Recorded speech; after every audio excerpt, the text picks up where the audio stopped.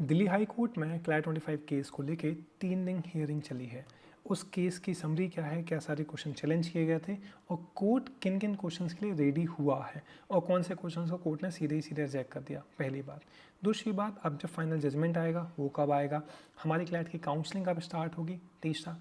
चौथा, आपका जो भी मार्क्स चेंज होगा, 4 मार्क्स अगर क्वेश्चन चेंज हो रहे हैं, इवन 2-3 क्वेश्चन और भी हो सकते हैं, टोटल जो चेंज है I am expecting 5 to 7 marks, 6 marks तक हो सकता है, तो उसका आपकी क्लैट रैंक पे क्या फ़र्क पड़ेगा, ये सारी चीज़ें आज हम डिस्कस करेंगे आज के इस वीडियो में। चलिए वीडियो को स्टार्ट करते हैं। मेरा नाम आकाश जैन है, मैं रायपुर से अलमनाई हूँ और क्लैट मेंटरशिप प्रोग्राम के थ्रू हम थाउजेंड्स ऑफ एस्पिरेंट्स को हेल्प कर रहे हैं क्लैट क्लियर करने में, मेरिट क्लियर करने में, उसके बाद other law entrance like MSCT, SLAT, Christ, NIMS, Christ, ऐसे अदर लॉ एंट्रेंस में हम गाइड करते हैं। Plus once CLAT is over, your other law entrance is over, we guide you in deciding a right college, कौन सा college आपको जाना चाहिए, कौन सा नहीं जाना चाहिए उसमें। Plus CLAT counselling, NLU vacancy spot on, क्योंकि क्लैट की जो काउंसलिंग प्रोसेस होती है 6 मंथ लॉन्ग होती है, उसके बाद वैकेंसीज आती हैं 3 से 4 महीने, तो इस पूरी प्रोसेस में we guide you for the same, at the same time we guide you for NRI sponsor admission. चलिए वीडियो को स्टार्ट करते हैं। सबसे पहले as we know we are waiting कि क्लैट कंसोर्टियम का जो केस है, क्लैट ने जो पेपर में इतना सारी चीज़ें इश्यूज़ किए थे, उसका इस फाइनल सॉल्यूशन निकले। तो now we are heading towards a final solution. Final solution क्या था, दिल्ली हाई कोर्ट ने सारी पिटिशन को सुना।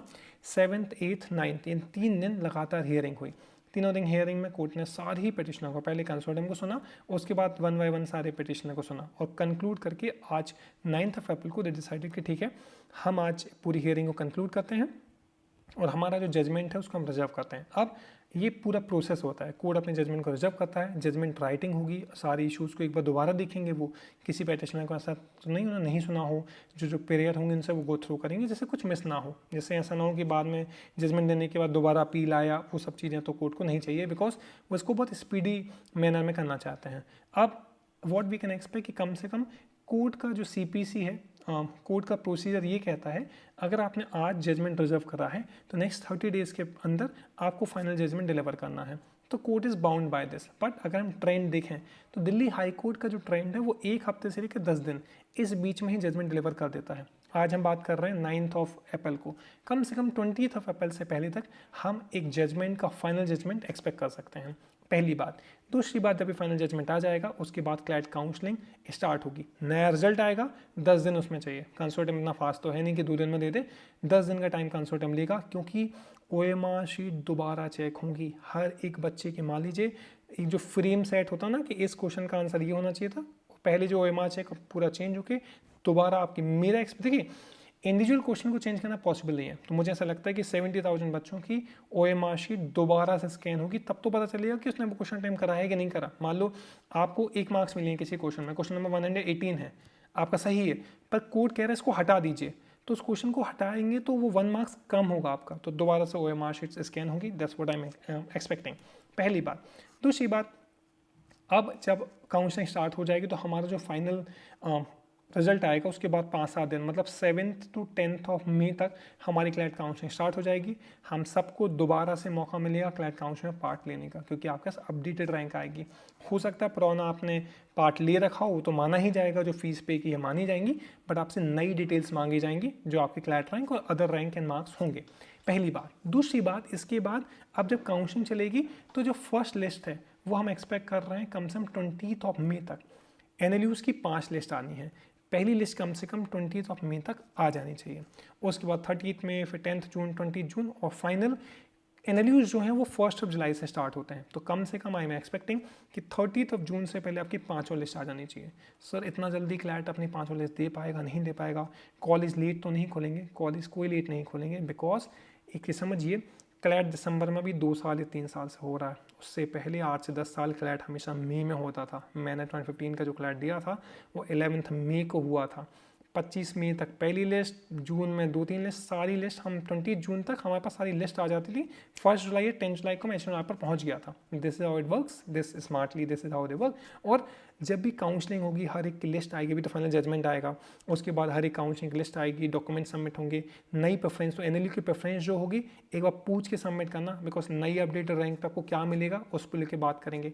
2 चीज़ें आप यहाँ कर लो, नीचे कमेंट सेक्शन या डिस्क्रिप्शन को आप ओपन करो, उसमें NLU का क्लैट काउंसलिंग ग्रुप दिख रहा होगा, उसमें वैकेंसी का, NRI स्पॉन्सर्ड का, हर एक कॉलेज का। जैसे आज NIMS का रिजल्ट आया, इस वीक में आगे निर्मा का रिजल्ट आएगा, IPU की काउंसलिंग, तो हर एक की काउंसलिंग ग्रुप पे अपडेट आते हैं, तो उस काउंसलिंग ग्रुप को आप ज्वाइन कर लो। दूसरा, आपकी करेंट जो क्लैट रैंक है 500 है, 1000 है, 100 है, 5000 है, 10,000 है, 70,000 है, 20, जो भी क्लैट रैंक है वो रैंक आप मुझे भेजिए। पहला, क्योंकि अभी 4 से 6 क्वेश्चन जब चेंज होंगे तो उसका इम्पैक्ट आपकी क्लैट रैंक पे क्या पड़ेगा, आई सजेस्ट यू कि कितना रैंक चेंज हो सकता है, क्योंकि हमें उसके हिसाब से हम वेट नहीं करेंगे क्लैट काउंसलिंग स्टार्ट होने का या फाइनल रिजल्ट आने का कि 30 तारीख को फाइनल रिजल्ट आएगा, नहीं। इस बीच में बहुत सारे colleges, NIMS, Christ, Nirma, MSCT, CUT, तो सारे एग्जाम्स हैं, उनकी एप्लीकेशन भी है। मान लो रैंक कम होगी, हम इन सब कॉलेज में अप्लाई करेंगे। तो मेक श्योर हर बच्चा जो क्लैट रैंक ये वीडियो देख रहा है, अपनी पॉज दिस वीडियो है, क्लैट रैंक भेजिए, उसको एनालाइज एंड सजेस्ट यू कौन से कॉलेज आपको टारगेट करने चाहिए, NLUs कौन से मिलेंगे, वैकेंसी में कौन से मिलेंगे, स्पॉट राउंड में कौन से मिलेंगे। NLU उड़ीसा जो टॉप 10 कॉलेज है, लास्ट ईयर वो 43 और 4400 रैंक पे, प्योर जनरल रैंक पे स्पॉट राउंड पे लॉट हुआ था। This is how the NLU vacancy spot round works. Sonipat 2800 तक गया था स्पॉट में, 9200 तक हिमाचल प्रदेश मिला था, लास्ट NLU 23,000 रैंक पे मिला था। This is how it works. NRIU की BSc के अलग कट ऑफ जाते हैं। अगर हम NRI स्पॉन्सर्ड को देखें तो NLU उड़ीसा में 14,000 रैंक तक एडमिशन हुए थे। हर वो बच्चा जिसकी क्लैट रैंक 10,000 तक है, आपको NLU मिल सकता है। कैसे? DSNLU विशाखापट्टनम अपने स्पेशल कैटेगरी सीट्स को लेकर आता है, उसमें हर बच्चा अप्लाई करता है। लास्ट कट ऑफ 9100 गया था। ऐसे बहुत सारे कॉलेज हैं, उन सब के अपडेट्स आपको एक तो काउंसलिंग ग्रुप पे आएंगे, और आपको जो आप मुझे व्हाट्सएप करेंगे उसमें मैं आपको गाइड करूँगा। और तीसरा, मेजोरिटी बच्चे ने ऑलरेडी CMPA काउंसलिंग का पेड बैच ले रखा है, आज उसका एक 1-on-1 सेशन भी था।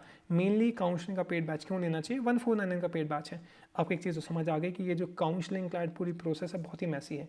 हम कई सारे बार बहुत सारे कॉलेज में अप्लाई करने से भूल जाते हैं, कई सारे कॉलेज में अप्लाई नहीं करते, कई सारे कॉलेज में अननेसेसरी अप्लाई कर देते हैं। उस सब में before you apply to any college will have a conversation. एक पेड बैच है 1500 रुपीज़ का, 1499 का, जिसमें सितंबर तक आपको हम पूरी CLAT counselling, vacancy, spot round, Nirma की counselling, MSCT counselling, final IPU, हर एक कॉलेज से सिलेक्शन में हम गाइड करेंगे। 2 पेड बैच हैं, एक है 1500 वाला, उसको आप अपग्रेड करेंगे अगर 2500 पे, ये है my personal calling number, personal WhatsApp number, जहाँ पे आप मुझे कॉल कर पाएंगे। This is how that counselling वाला पेड बैच वर्क। एंड एक और चीज़ है, कई सारे बच्चे में से रिक्वेस्ट करते हैं, पेरेंट्स रिक्वेस्ट करते हैं, बिकॉज वीडियो को पेरेंट्स भी देखेंगे कि they want to schedule a 15 minute call. Mainly CMP का एक paid 1-on-1 personal call consultation होता है। नीचे मैं उसको आपको एक गूगल फॉर्म शेयर कर दूंगा, उस गूगल फॉर्म को आप भरिए। When you want to have a call, अपने इशूज़ लिख दीजिए, अपने क्लैट रैंक मेंशन कर दीजिए, और उसमें एक फ़ीस होगी, 1000 रुपीज़ का फ़ीस होता है, 999 का 999 का पेड बैच होता है। उस पेड बैच को आप ज्वाइन कर सकते हैं। तो उस 1000 रुपीज़ में 1-on-1 हमारा 15 से 20 मिनट्स का एक जूम कॉल है, वीडियो कॉल होगा। You will be there, parents will be there, that conversation will be there. या तो उससे आप 1 टाइम कॉल शेड्यूल कर सकते हैं, या तो 2500 वाला पेड बैच जो होगा उसमें आप मल्टीपल कॉल्स नेक्स्ट 6 मंथ में जहाँ भी आपको लगेगा, ये my personal number, will have a call on regular basis to decide कौन सा कॉलेज आपको लेना है। तो ये चीज़ आपको करनी है। पेड बैच ज्वाइन करने के लिए मेरा नंबर दिख रहा होगा 9340280533, उस पर टेक्स्ट करिए इस I am to join a paid batch, I will send you details. साथ में नीचे डिस्क्रिप्शन में सारे इंपॉर्टेंट ग्रुप्स हैं, MSCT, क्राइस्ट, NIMS, सबको आप ज्वाइन करिए। चलिए वापस से वीडियो पे आते हैं। अब हमने देखा कि कितने सारे वो हैं, अब हमें पता है कि हमारी काउंसलिंग अब से स्टार्ट होगी, सारी चीज़ें। अब एक चीज़ समझिए, काउंसलिंग जो होगी कम से कम हमारी 31 जून से 30 जून से पहले हो जाएगी। जुलाई में आपके कॉलेज स्टार्ट हो जाते हैं। अब अगर हम क्वेश्चंस की बात करें, सबसे ज़्यादा जो चैलेंज क्वेश्चन है वो 2 हैं।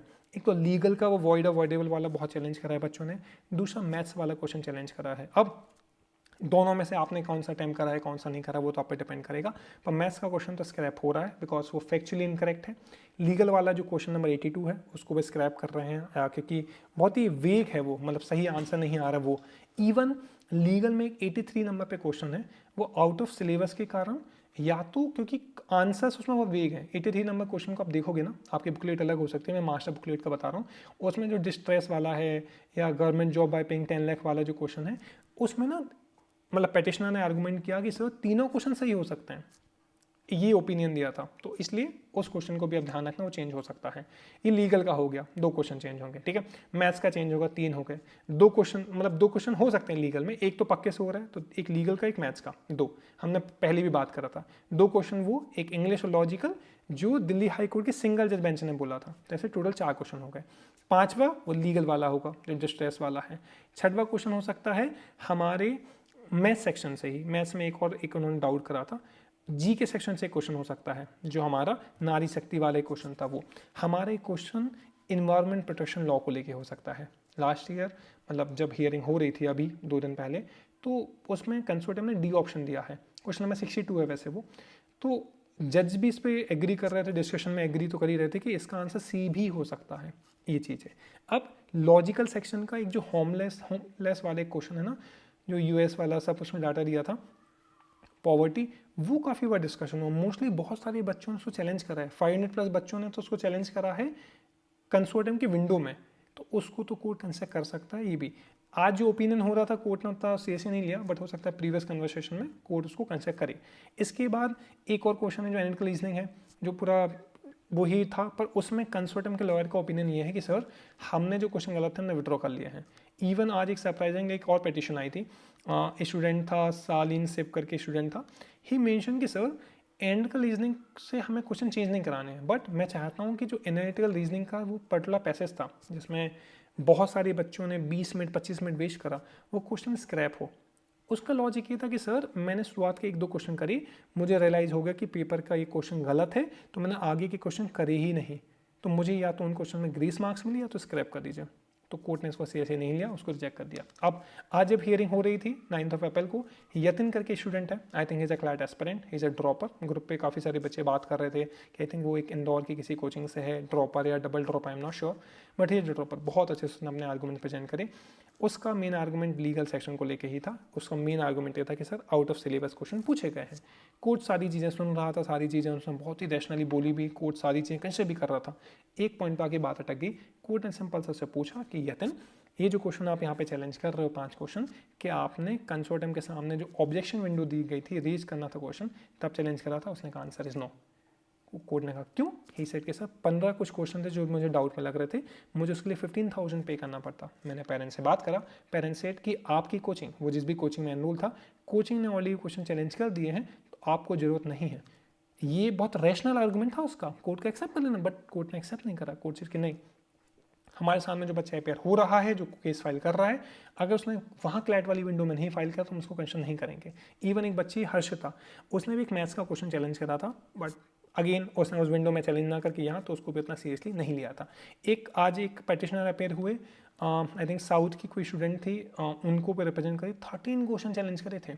उन 13 में से 3-4 क्वेश्चन तो ऑलरेडी विड्रॉ कर चुका है कंसोर्टियम, तो वो बाकी क्वेश्चन सिमिलर थे, लॉजिकल वाला एंड ऑल, बट कोर्ट ने उसको उतना सीरियसली नहीं लिया। ठीक है, ऐसे कुछ क्वेश्चन चैलेंज किए गए हैं। अब पहले दिन एक पैसेज चैलेंज हुआ था इंग्लिश का, वो आर के नारायण वाला जो स्टोरी वो है ना, पर उसके बाद कुछ कन्वर्सेशन नहीं हुआ। तो अब एक चीज़ समझिए, 3 दिन हियरिंग हुई है, हर दिन अलग अलग, आज 5 दिन 5 क्वेश्चन आए, फिर कल 5 क्वेश्चन आए, फिर कुछ सिमिलर भी थे, फिर 5 क्वेश्चन आए। तो कोर्ट ने हर दिन कुछ ना कुछ डिसाइड करा हुआ, कुछ क्वेश्चन को विड्रॉ करने के लिए, कुछ को चेंज करने के लिए। तो मान लो पहले दिन हियरिंग से 2 क्वेश्चन हो गए, दूसरे दिन से 2 हो गए, तीसरे दिन से 2 हो गए। मेरा ओपिनियन ये है कि 6 से 7 क्वेश्चन हो सकते हैं जो चेंज हों अल्टीमेट, राइट, ये चीज़ है। अब OMR शीट को लेके एक इशू आया था अंडरलाइनिंग को लेके। पंजाब हरियाणा हाई कोर्ट में एक पेटिशन गई थी जो मूव करी दिल्ली हाई कोर्ट में। एक कोई गर्ल थी जिसका सेंटर था IILM नोएडा यूनिवर्सिटी, उसका सेंटर था क्लैट में। 30 नवंबर को एक नोटिस आया था, क्लैट कंसोर्टियम ने कहा था कि हम अंडरलाइनिंग अलाउ करेंगे, पर ये नोटिस उस सेंटर तक पहुंचा कि नहीं पहुंचा, वेयर अवेयर, उन्होंने किसी को अलाउ ही नहीं करा। ये जो बच्चा था उसने अंडरलाइन कर लिया था, वहाँ की फैकल्टी ने उसको, साथ में 5-7 बच्चे और थे जिनको फोर्स करा कि आप इरेजर लेकर उसको हटाओ। कितना मेंटल स्ट्रेस हुआ, कितना टाइम वेस्ट हुआ। उस लॉयर का आर्गूमेंट यही था कि मेरे जो एस्पिरेंट है, तो उन्होंने कहा कि उनकी प्रेयर में पहला क्या था, डिमांड कि पेपर को दोबारा री एग्ज़ाम कराया जाए। बट इवन हियरिंग में उसने कहा कि सर मैं इस आर्गूमेंट के साथ नहीं जाना चाहता, दोबारा री एग्ज़ाम कराना will not be good for the interest of other student, but हमारा जो क्लाइंट है, हमारा जो पेटिशनर है, वो सफ़र करा है, तो उसको ग्रेस मार्क्स दिए जाएँ। कंसोर्टियम के पास इसका कोई आंसर ही नहीं था। उसने एक ईमेल दिखाई कि मैंने कंसोर्टियम को ईमेल करा कि मेरे सेंटर पे को, तो पहला कंसोर्टियम का जो वीक आर्गूमेंट था जो उनके लॉयर ने दिया कि हमारे पास सेंटर में उसमें कैमरा नहीं था तो वी कांट वेरीफाई। दूसरा उन्होंने बोला कि हमने वहाँ के फैकल्टी से कंफर्म करा है, ऐसा कुछ नहीं हुआ इंसिडेंट, हमने किसी को मना नहीं करा। वहाँ पे जो लॉयर था ना पेटिशन तरफ से, उन्होंने कहा कि सर मैं आपको जो OMR शीट होती है ना, उसकी जो मतलब जो पेपर है उसमें इरेजर के मार्क्स तो होंगे ना, हटाए, मैं आपको वो दिखा सकता हूँ। कोर्ट बहुत सीरियस हो गया। कोर्ट ने कहा कि कंसोर्टियम की एक रीएड्रेसल कमेटी है, उसका क्या काम है, नवंबर से लेके आपने कम से कम 5000 प्लस उनके पास ऑब्जेक्शन आए हैं ईमेल के थ्रू, उस पर किसी पे आंसर नहीं हुआ। कितने सारे बच्चों ने OMR शीट के ऑब्जेक्शन भेजे थे कंसोर्टियम को कि सर हमने कैलकुलेट करा 90 मार्क्स आ रहे हैं, आपने 65 मार्क्स थे, मेरे 25 मार्क्स कहाँ चले गए। उन्होंने OMR भेजा, उन्होंने OMR कमेटी को भेजा, उसका कोई आंसर नहीं आया। कोर्ट ने बहुत स्ट्रांगली बोला कि रिहर्सल कमेटी का मतलब ही क्या है कुछ, अगर हर किसी को कोर्ट में ही आना पड़े, इस बच्चे का आंसर तो वहीं हो जाना चाहिए था। एंड देन कंसोर्टियम के जो लॉयर ने एक्सेप्ट करा कि हाँ सर लूप होल से हम नेक्स्ट फ्यूचर पे काम करेंगे। अरे फ्यूचर पे कैसे काम कर सकते, तो अभी आप बताइए इस बच्चे का क्या होगा। इवन आई वेरी सरप्राइज, मैंने जब इशू लिस्ट देख रहा था किसी ने मुझे बताया था कि OMR का जो मिस कैलकुलेशन है वो भी एक इशू है, पर 3 दिन में वो कहीं इशू आया ही नहीं। आई एम 101% श्योर कि सारे क्वेश्चन अपनी एक तरफ, ये जो इशू कोई बच्चा अगर लेके आता है, कोई पेटिशनर लेके आता, इवन मैं लेकर चला जाता, things would have been different. कि मैं 5-7 बच्चों से पूछता, मैं तो 500 से ज़्यादा बच्चों को, CMP में 10,000 बच्चे होते हैं हर बार, जो CMP का ग्रुप्स देखते हैं ना, 10,000 प्लस बच्चा हर साल काय की तैयारी करता है। उसमें से 500 बच्चों को तो मैं ऐसे जानता हूँ पर्सनली, जो बता रहे थे कि सर मेरे मार्क्स, उन्होंने OMR शीट मुझे बेची एक दिन पहले, उन्होंने कहा सर ये रही मेरी OMR शीट फोटो कॉपी, मैंने उसमें देखा क्लैट के आंसर कैसे मिलाए, 82 मार्क्स आ रहे थे। ऐसे 50 बच्चों को मैंने देखा, और जब आया 82 वाले के 56 मार्क्स आए, उसके पास कोई आंसर नहीं है। कंसल्टेंट मुझसे ईमेल करा, अब वो सिर्फ इस ओपिनियन में है कि मैंने 20 सर्कल गलत मार्क करे होंगे। अरे 20 सर्कल कुछ होते हैं, बाकी तो सही मार्क कर रहे हैं। तो एटलीस्ट इस केस में होता क्या, अगर ये चैलेंज होता तो कंसोर्टियम को एक कॉपी इसकी OMR शीट की जो चेक करिए कि कौन सा क्वेश्चन एक्सेप्ट नहीं करा वो देनी पड़ती। ऐसे 5-6 कॉपीज देते, अगर ये एक्सेप्ट करता कि गलत चेक हुई OMR, तो 70,000 बच्चों की दोबारा से OMR शीट चेक होती। ऐसा कुछ इशू आया नहीं, ऐसा कुछ अब आई डोंट थिंक होने वाला है। आज की हियरिंग में एक इंटरेस्टिंग चीज़ ये भी हुई, क्लैट रैंक 22 है एक बच्चे की, उसके फादर कोर्ट में अपेयर हुए, वर्चुअली अपेयर हुए थे फ्रॉम द जो वीडियो कॉन्फ्रेंसिंग होती है। उन्होंने कहा कि सर मैं कंसल्टेंट के सपोर्ट में अपेयर होना चाहता हूँ। कोर्ट ने कहा ठीक है बोलिए। तो उनका मेन आर्गूमेंट ये था कि सर उनकी डॉटर है, he is also lawyer as well, that's why he was appearing. He said कि सर क्लैट कंसोर्टियम का जो रिजल्ट आ चुका है उसमें कुछ भी चेंज नहीं होना चाहिए, क्लैट का रिजल्ट एज इट इज़ रहना चाहिए, रैंक एज इट इज़ होना चाहिए, कोई नई काउंसलिंग मत कराइए, आप तो सीधे फाइनल रिजल्ट दीजिए, कुछ मत करिए। और इवन जो दिल्ली हाई कोर्ट का जजमेंट है कुछ भी चेंज मत करिए। क्यों मत करिए? बिकॉज सर जो टॉप रैंक हैं, जिन्होंने हार्ड वर्क से टॉप रैंक सिक्योर करी है, वो सफ़र करेंगे अगर आप रैंक चेंज करोगे तो। कोर्ट ने उनसे पूछा कि आपने एफिडेविट साइन करा है, डॉक्यूमेंट साइन करा है, उन्होंने कहा नहीं साइन करा, तो कोर्ट ने उसको सेशन दिया। इवन ही वाज ट्राइंग कि उनकी डॉटर भी जो AIR-22 है वो आके लाइव कोर्ट के सामने बोले, बट कोर्ट ने उसको अलाउ ही नहीं किया, उनको सुना ही नहीं। बट एक चीज़ समझिए कि एक साइड पे पेटिशनर अगेंस्ट कंसोर्टियम है, एक साइड पे बहुत सारे पेरेंट्स और बच्चे इस फीवर में भी हैं कि सर कुछ चेंज मत करिए, हमारी रैंक काफ़ी अच्छी आ चुकी है, आप कुछ भी चेंज करोगे हमारे यहाँ से कॉलेज चला जाएगा। बट उसी जगह पे काफ़ी सारे बच्चे ऐसे भी हैं जिनकी रैंक 510 है, अभी Tier 2 कॉलेज मिल रहा है, अगर मार्क्स बढ़े तो वो Tier 1 में GNLU में जा सकता है। अभी लखनऊ मिलेगा, HNU में मिलेगा, पर Tier 1 मिल सकता है। कुछ बच्चे ऐसे हैं इनके 1500-1800 रैंक है। मेरे ही ग्रुप पे बच्चे हैं, मैं उनसे बात करता हूँ, दे सेड कि सर मैंने उनके मार्क्स देखे, अगर मार्क्स चेंज हुए, अभी 1800 रैंक है, अगले मार्क्स उनके चेंज होकर 1300 हो सकते हैं। अभी उनको पटना मिल रहा है, पर बाद में उनको NLOD से एक Tier 2 कॉलेज मिल सकता है, लखनऊ मिल सकता है, इवन NLI भोपाल तो नहीं मिलेगा, BSc मिल सकता है अगर साइंस से बच्चा है तो। दिस में बी द इम्पैक्ट। तो बहुत सारे बच्चों को उन्होंने सोच के रिजेक्ट कर दिया। चलिए अब एक और चीज़ है, कई सारे क्वेश्चन मुझे लगता है लॉयर अच्छे तरीके से रिप्रेजेंट नहीं कर पाए और जजेस उसको समझ ही नहीं पाए। इन लॉयर, पेटिशनर्स और जजेस के बीच में एक सब्जेक्ट एक्सपर्ट कमेटी होनी चाहिए थी इस पूरी हियरिंग से पहले, जिससे वो बता पाते कि सर मैथ्स के क्वेश्चन आप देखो, लीगल में जज, मैं आई वाज वेरी सरप्राइज, जज वहाँ मैथ्स का कैलकुलेशन कर रहा था, मैं जज बैठ के वहाँ लॉजिकल के पैसेज पढ़ रहा था, ऑन द स्पॉट जो ना उसको आंसर करना है वहाँ पे, और उनको समझ नहीं आया, उन्होंने उसको कंसिडर ही नहीं करा। एक्सपर्ट कमेटी होनी चाहिए थी, पर ठीक है, होपफुली अब जो भी है इतना डिले के बाद will have a judgement by 20th April, जो भी होगा विल सी। चलो अब इसके बाद कुछ अर्जेंट क्वेरीज आई है मेरे पास, वो मैं उनको आंसर कर देता हूँ अगले नेक्स्ट 1 मिनट में। पहला क्वेरी ये है, 1800 रैंक है, 0.25 मार्क्स बढ़ रहे हैं, आपकी जो अगली रैंक होगी वो 1350 के करीब हो सकती है। 2300 रैंक है, आपका 1 मार्क्स इंक्रीज होगा, रैंक आपकी 2100 तक मूव करेगी। सर मेरा 3100 रैंक है, मेरा 1.5 मार्क्स कम हो रहा है, तो आपकी क्लैट रैंक नीचे जाके 3500 तक मूव कर सकती है। सर 700 क्लैट रैंक है, 0.15 मार्क्स बढ़ रहे हैं, आपकी अपडेटेड रैंक 530 के करीब होगी, है ना, और आपको Tier 1 कॉलेज मिल सकता है जो पहले नहीं मिल रहा था। क्लैट रैंक 500 है सर मेरी, और -1.25 मार्क्स हो रहे हैं, रैंक आपकी घट के 690 680 के करीब जाएगी। पहले Tier 1 कॉलेज मिलता है NIE भोपाल, अब नहीं मिलेगा। सर 8000 क्लैट रैंक है, +1 मार्क्स हो रहा है, मार्क्स इंप्रूव होकर 7200 तक आ सकती है रैंक, तो ये चेंज होगा। तो आपका भी जो रैंक है, आप एग्जैक्ट क्लैट रैंक मुझे व्हाट्सअप करिए कि सर इतना मार्क्स में चेंज एक्सपेक्ट कर रहा हूँ 4 क्वेश्चन के बेसिस पे। अब जो भी आपका एक्सपेक्टेशन है मैं उस पर सजेस्ट करूँगा कि आपको कितना आपका अपडेटेड रैंक हो सकता है। कहाँ भेजोगे, मुझे व्हाट्सएप नंबर पर भेजोगे 9340280533। सर NIMS मुंबई और वेब्स में कहाँ जाना चाहिए, NIMS मुंबई जाना चाहिए। क्राइस्ट बेंगलोर NIMS मुंबई में, क्राइस्ट बेंगलोर जाना चाहिए। SS नोएडा क्राइस्ट बेंगलोर दोनों बराबर आते हैं, किसी भी कॉलेज जा सकते हो। निरमा मिलेगा क्या सर मुझे, मेरी 5871 कुछ रैंक है, मिल जाएगा। BBLLB BCom LLB मिलेगा। सर निरमा लास्ट रैंक तक कहाँ तक मिलेगा, मेरी रैंक 8800 है, निरमा 9009 तक मिल जाता है, आपको मिल सकता है। सर IPU में 8009 पे क्या मिलेगा, आपको विप्स मिल जाएगा। सर NFSU दिल्ली क्या मुझे मिल सकता है 16009 पे। लास्ट ईयर NFSU गांधीनगर का जो कट ऑफ था वो 19000 था, NFSU दिल्ली का जो कट ऑफ था वो 34000 था, तो आपको मिल सकता है। सर निरमा में मेरा क्लैट रैंक से नहीं हुआ है, निरमा का NIMS में क्लैट रैंक से नहीं हुआ है, प्लीज़ NIMS का एग्जाम दे दीजिए। सर MSCD के टॉप 5 कॉलेज कौन से हैं, MSCD के टॉप 5 कॉलेज में सबसे पहले GLC, ILS, Praveen Gandhi, Fergusson law college, और वहाँ पे मुंबई स्कूल ऑफ लॉ होता है। सर MSCD का GK कैसे पढ़ना है, GK टुडे स्टडी IQ से आप करंट अफेयर करोगे। स्टैटिकली अरिहंत, मनोहर पांडे और मैनेवर का स्टैटिक का GK का बुक करोगे, ठीक है। चलिए सर 4200 रैंक पर मुझे कोई NLU मिल सकता है, प्लीज़ नोट करिए। आपको NLU Aurangabad, NLU Assam, NLU Jabalpur, Visakhapatnam, Himachal Pradesh, Tripura, NLU Prayagraj और NLU गोवा, ये कॉलेजेस आपको मिल सकते हैं।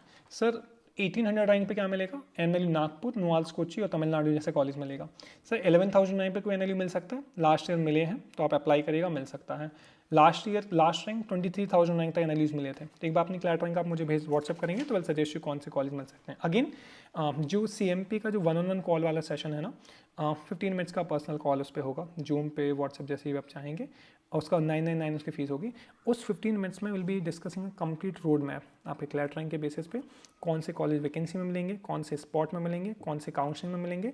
क्लैट रैंक से NIMS, NFSU, निरमा, IPU और जो भी प्राइवेट कॉलेज में अप्लाई करना है वो, कौन से लॉ एंट्रेंस जो आपको बचे हुए हैं वो आपको लेने हैं, और फाइनली हम कौन सा कॉलेज जाएंगे। तो ये 15 मिनट का conversation can give you a complete road map. आपको एक क्लैरिटी होगी, पेरेंट्स को एक क्लैरिटी होगी, तो उसके लिए जो नीचे गूगल फॉर्म दिया हुआ है 999 का फीस पे करके गूगल फॉर्म भरिए, उसमें आप स्क्रीनशॉट अटैच करिए, मुझे व्हाट्सएप करिए, will schedule your personal call as soon as possible. Plus अगर आप लॉन्ग टर्म चाहते हैं कि सर नहीं अभी हमें ज़रूरत पड़ेगी काउंसलिंग में, प्रेफरेंस में, बहुत सारी चीज़ों में, तो 2499 का पेड बैच होगा, ये आपको अगले 6 महीने हेल्प करेगा। आज हम अप्रैल में बात कर रहे हैं, अप्रैल, मई, जून, जुलाई, अगस्त, सितंबर तक काउंसलिंग होती है, कॉलेज के सिलेक्शन होते हैं, तब तक ये CMP का काउंसलिंग पेड बैच आपको पूरी प्रोसेस में, सारे अपडेट्स में, आपको सारे NLU की वैकेंसी चेक नहीं करनी है, हम आपको करके देंगे। अगर आप सोचें सर पर्सनल कॉल नहीं चाहिए मुझे, आपसे सिर्फ व्हाट्सएप पे सारे, तो व्हाट्सएप पे सारे रिप्लाईज हम आपको गाइड करेंगे टिल नेक्स्ट 6 मंथ। उसके लिए एक पेड बैच होगा, 1499 का होगा, जो भी पेड बैच लेना आप ज्वाइन कर सकते हैं। अब सर मैं क्राइस्ट का एग्ज़ाम दे रहा हूँ, MSCT का एग्ज़ाम दे रहा हूँ, COT का है, तो उसके लिए भी 1699 का पेड बैच है, वो भी आप ज्वाइन कर सकते हैं। और कुछ आपकी क्वेरी हो लेट मी नो। बाकी फ्री में भी हम बहुत सारे, हमारे जो नीचे ग्रुप्स हैं वो सारे फ्री हैं, उनको ज्वाइन करिए। व्हाट्सएप पे आप क्वेरीज भेज सकते हैं, we reply to everyone, and आप पर्सनल कॉल भी कर सकते हैं, नंबर आपको नीचे दिख रहा होगा। Thank you so much for joining this session and hope this session was helpful. और कुछ आपकी क्वेरीज हों, and I am very hopeful कि ज़्यादा से ज़्यादा क्वेश्चन जो भी गलत थे वो सही हो जाएँ, कंसोर्टियम सही करे, आप सबकी रैंक चेंज हो। मैंने जो सपना देखा था 10 साल पहले 2015 में NLU जाने का, वो सपना आपका भी है तो वो पूरा हो। बाई चांस अभी नहीं हो रहा है, रैंक कम है, क्लैट 26 दीजिए, नीचे डिस्क्रिप्शन में आपको क्लैट 26 का ग्रुप का लिंक मिल जाएगा। और अगर आप क्लैट 26 एग्जाम दे रहे हैं, सिर्फ टाइप करो क्लैट 26 मेरे व्हाट्सएप ग्रुप पे, आई ऐड यू। आपको काउंसलिंग वाले ग्रुप पे ऐड होना है, NLU काउंसलिंग या काउंसलिंग ग्रुप टेक्स्ट कर दो मुझे व्हाट्सएप पे, I add you. Nirma, NFSU, जिस ग्रुप पे आपको ऐड होना है सिर्फ टेक्स्ट करिए। बाकी आपकी क्लैट रैंक का मैं वेट करूंगा टू गाइड यू फर्दर कि आपकी रैंक पे क्या इम्पैक्ट पड़ने वाला है इस पर्टिकुलर जजमेंट का। Thank you so much for watching this video. Bye bye, take care, शापा खैर, ऑल द बेस्ट गाइस।